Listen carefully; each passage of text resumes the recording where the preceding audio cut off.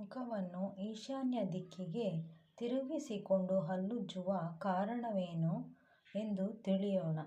ಋಷಿಗಳು ಈ ವಿಷಯವನ್ನು ಸೂಚಿಸಿದ್ದಾರೆ.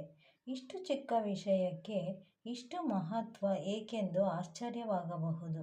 ಆದರೆ ಹಿರಿಯರು ಹೇಳುವುದರಲ್ಲಿ ಯಾವುದಾದರೂ ಒಳ್ಳೆಯದು ತಪ್ಪದೆ ಅಡಗಿರುವುದೆಂಬ ನಂಬಿಕೆ ನಮಗಿರುವುದು. ಆದ್ದರಿಂದ ಈ ನಂಬಿಕೆ ಇದುವರೆಗೂ ಜೀವಿಸಿದೆ. ಈಗಿನ ಕಾಲದ ಹಾಗೆ ಹಿಂದಿನ ಕಾಲದಲ್ಲಿ ಟೂತ್ಪೇಸ್ಟ್ಗಳು ಉಪಯೋಗಿಸಲು ಇರಲಿಲ್ಲ. ಹಲ್ಲನ್ನು ಉಜ್ಜಲು ಅವರು ಮಾವಿನ ಎಲೆ, ಸುಟ್ಟ ಧಾನ್ಯದ ಹುಟ್ಟು, ಇಜ್ಜಿಲು, ಆಯುರ್ವೇದದ ಪುಡಿಗಳು ಮುಂತಾದವುಗಳನ್ನು ಉಪಯೋಗಿಸುತ್ತಿದ್ದರು.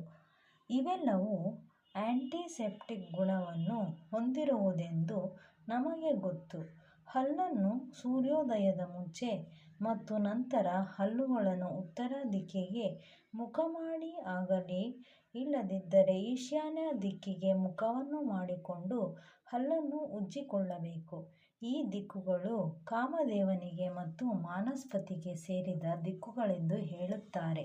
ಆದ್ದರಿಂದ ದಿನದ ಪ್ರಾರಂಭವು ಈ ದಿಕ್ಕಿಗಿದ್ದರೆ ಆಯಾ ದೇವತೆಗಳ ಕಟಾಕ್ಷವು ದೊರೆತು ಆ ದಿನವು ತುಂಬ ಶುಭಕರವಾಗಿರುತ್ತದೆಂದು ತಿಳಿಸಿದ್ದಾರೆ. ಹೀಗೆ ಈ ವಿಷಯ ನೀವು ಸಹ ನಿಮ್ಮ ದಿನಚರಿಯಲ್ಲಿ ಅಳವಡಿಸಿಕೊಳ್ಳಿ. ಸ್ನೇಹಿತರೆ, ಈ ಮಾಹಿತಿ ನಿಮಗೆ ಇಷ್ಟವಾಗಿದ್ದಲ್ಲಿ ಈ ವಿಡಿಯೋಗೊಂದು ಲೈಕ್ ಮಾಡಿ, ಶೇರ್ ಮಾಡಿ. ಇನ್ನೂ ನಮ್ಮ ಚಾನಲ್ ಸಬ್ಸ್ಕ್ರೈಬ್ ಮಾಡಿಲ್ಲ ಅಂದರೆ ಪ್ಲೀಸ್ ಸಬ್ಸ್ಕ್ರೈಬ್ ಮಾಡಿಕೊಳ್ಳಿ. Thanks for watching.